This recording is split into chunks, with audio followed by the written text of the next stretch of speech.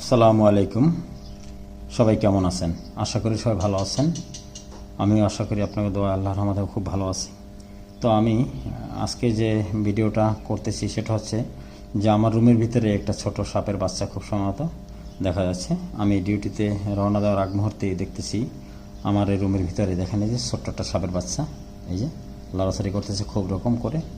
তো আমরা শুনেছি বা শুনতেছি দেখতেছি ইদানিং নাকি বাংলাদেশের যে বিভিন্ন জেলায় রাসেল ভাইপার নামের যে বিষাক্ত সাপ আসছে, এটা আমার মনে হয় যে সাপ না, এটা আল্লাহ কোনো গজব পাঠিয়েছে হয়তোবা আমাদেরকে নতুন কোনো শিক্ষা দেওয়ার জন্য। বাংলায় একটা প্রবাদ আছে যে পাপকে ঘৃণা করো পাপীকে নয়। তা আমরা যদি সেই রেস ধরে চলি ভিউয়ার্স, যে আমরা সাপকে ভয় না পেয়ে আল্লাহকে যদি ভয় পাই, আমার মনে হয় যে আল্লাহ পাক আমাদেরকে ক্ষমা করে দিবেন আশা করি। তো সবাই সাবধানে চলাফেরা করার চেষ্টা করবেন, ভালো থাকবেন, ভালোভাবে চলাফেরার চেষ্টা করবেন, সবাই সাবধানে সতর্কতার সাথে চলবেন।